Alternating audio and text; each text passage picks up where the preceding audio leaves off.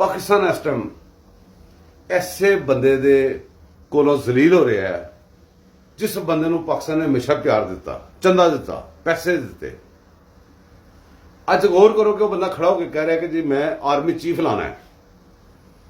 वो जी गल है बड़ी गौर तलब है, मेरी गल गौर ना सुनना हूँ मैं तुहानूं पूरा करके दसना कि क्या की रहा, मकसद की बन रहा है। तुसीं इहदे मतलब कड्ढे ने, बड़े अच्छे कड्ढे ने, लेकिन वो अधूरे मतलब ने। मैं तुहाडी जिहड़ी रोशनी होर साइड ते पानी चाहना, तुहाडी नज़र होर पासे भी पानी चाहना। गौर करो, जिस टाइम ने कहा कि जी ए चोर अगर किसी आर्मी चीफ नूं लाणगे ते वो बंदे मुहिबा वतन नहीं होणगे, फलाने होणगे, टमकाने होणगे। ठीक है, उन गल गौर ना सुनो। सब तो पहली गल है कि इमरान खान नूं बंदा पूछे कि जिन्होंने चोर करना है, जिन्होंने सारे कादियानी पूरी दुनिया के अपने नैटवर्क का चोर कहते हैं, कोई दसो कि चोरी साबित हुई है। पहली गल, जो बुनियाद थले एक बना के उत्ते जो बिल्डिंग बना देंगे ने, सब तो पहले कहते हैं चोर है, चोर तो बस उत्ते बिल्डिंग बना देंगे ने। लेकिन सब तो पहली गल, पहली इट दसो कि वह किस तरह लगी है, चोर किस तरह कह रहे थे। तुहाडियां चोरियां साबित हो गई, तुसीं उन्हें चोर करी जा रहे जे। जो तुसीं करना होंदा है वह दूसरे दे ला के फिर तुसीं करदे जे। हुण दूसरी गल जिहड़ी असल खास गल है, उहदे जिहड़ी मैं तुहानूं गौर दिवाना चाहना, हुण तक जदों दा पाकिस्तान बने जिन्ने आर्मी चीफ लगे ने, देखो किन्ने किन्ने लाए ने। पहली गल है ज्यादातर तो लाए ने नवाज शरीफ ने। वो नवाज शरीफ का लाया बंदा मुहिब वतन नहीं हो सकता, लिहाजा उनका यह भी मतलब है, गौर करो कि हुण तक जिन्ने आर्मी चीफ आए ने मुहिब वतन नहीं थे। जिहड़ा अगों आएगा मुहिब वतन नहीं होगा।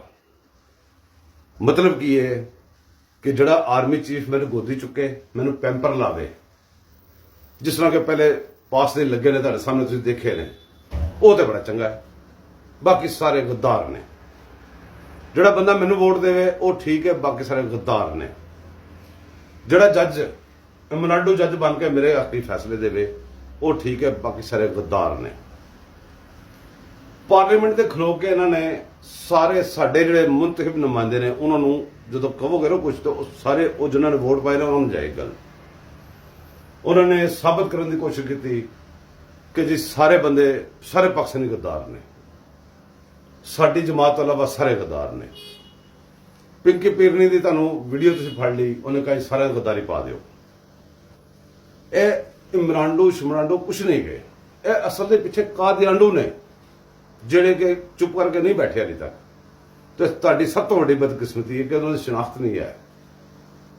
भावें फौज ने करन, नौकरी करन, अदली करनी करन, नौकरियां साडियां पैसे दे के ना खरीदन, उन्होंने अपनी तंजीम वास्ते इस्तेमाल ना करन। साडा सिर्फ इन्नी डिमांड है।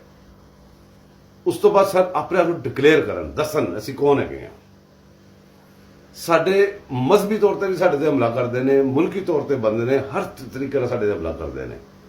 साडी डिमांड हैगी है सिर्फ तो सिर्फ दसन कि असीं कौन है ते साडे जिहड़े वसाइल ने उन्होंने साडे खिलाफ ना इस्तेमाल करन। Thank you.